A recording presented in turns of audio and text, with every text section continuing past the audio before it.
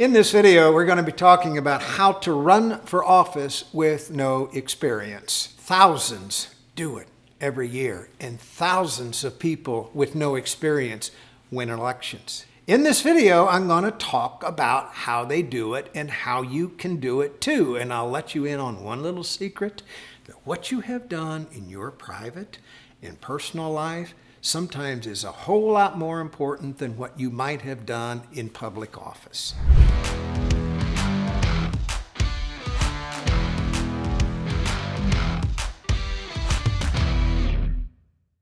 We're going to go into sections of a video, and I'm going to explain something very important to you that probably what you have already done in your private and professional life, voters would consider a qualification. What we're going to do is break this down in steps, tell you how to review your biographical journey, to note things that you have done that impress people. We'll talk about the organizations that you may have been involved with and what you did to serve certain kinds of people. As we go through this, chances are you're going to find that you've already done a lot of things that would impress voters and convince them of your sincerity, things that they will consider fine qualifications for public office.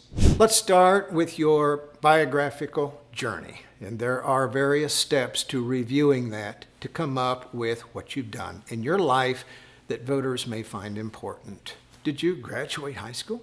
Did you have a job when you were in high school? Did you go to college? Did you graduate college? Did you get a degree in college? Did you work your way through college or ever have a job when you were in college? In college, did you win any important honors or awards? Let's go to the next tier. What do people do after college? Well, they start careers. Well, think about the jobs that you've held over a period of time. Think about the management positions you may have had along the way. Did you get married? Did you have a family? Do you have children? Who have you worked with in the course of your career? Did you ever start a small business? Did you ever think or write a book? What honors have you three received in the course of your private and personal life that would suggest that you are outstanding at something? In the later part of your life, think about things that you may have done during the course of your life, that things like joining the military, groups and charities that you've been involved with, church groups where you may have served the poor, fed food to the hungry. All of these causes do matter to voters. And finally, ask yourself this: have you ever been involved in advancing an important cause? Did you help get voters registered to vote? Did you volunteer to feed food to the elderly or the hungry? Did you serve in a soup kitchen somewhere? Have you ever stirred and collected dimes for the Salvation Army? And here's the larger point. All of these things matter to voters.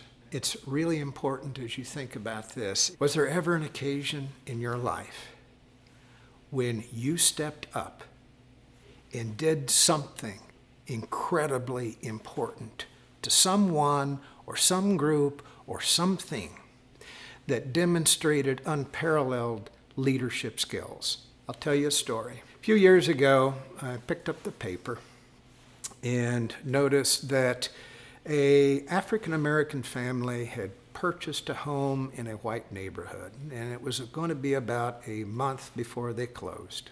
And during the time when they were still living in their old home and they're waiting on the papers to close, 3 or 4 smart aleck teenagers decided to trash the house. They spray painted it, they got inside, they destroyed the walls, they destroyed the plumbing. The newspaper ran a big story about it on a Monday morning. And I called a friend of mine and I said, we need to do something about this. And I'm not saying this to make myself look good, but here was the outcome. We got on the phone and we called every political leader in the county and said, you need to help fix this because this is a blight on the brand of our county. And they began to get engaged. Soon there were contractors donating new sheetrock and plumbing and sinks. We called the labor unions and said, can you donate the labor? Within a month, the house was in pristine condition. It was better than it was when they bought it. We had a ceremony in front of the house. We welcomed the family to the community. We had a little ribbon and we cut it, let them cut it and walk into their brand new house. And we said in this press conference, never again will this happen in this county. Now the ringleader in this process, his picture was in the paper. He became a hero to a certain people. Shortly thereafter, he was elected county executive of the county where 350,000 people live. Ultimately, the most important thing to remember about your quote qualifications for office or your quote experience. What you do in public life, if you hold public office, is in fact important, and that's part of your record. But if you don't have that, there are other ways to demonstrate your experience and qualifications to voters. And sometimes it doesn't matter at all, because voters care about more than your resume. Voters care about more than what you may have done in sponsoring a bill or how you voted on a bill or whatever. I saw something happen in the city of New York in 2018 that taught me an important lesson. It's the power of being for something that people want. It's the power of being part of a new movement and a great cause. What happened is that a long-term member of Congress who had more than 2 decades of experience in public office was challenged by someone not yet 30 years old in a primary that no one thought she could win. But she had such passion about doing a better job of delivering health care to people who had no health care. She had such passion. She became magnetic to a lot of people because she talked about people who had been left behind, who were unrepresented. She took pride in the fact that she did not get these large 4-figure donations, but that she relied on small donors. And with the limited funding she had, she just put it together in a 2-minute video that kind of explained everything about her. She won.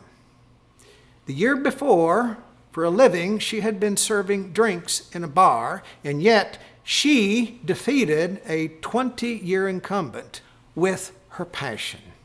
In other words, voters care a lot more about what you're going to do for them than they do much else. All right, I do occasionally post new videos, and if you'd like to be the first to get them when they are posted, be sure to subscribe. If you have any questions about what I say here in this video, please put them in the comments section. Before we go, don't forget to get my free book, The Worst Mistakes That Candidates Make and How You Can Avoid Them. If you're going to run for public office, you'll find that it's invaluable.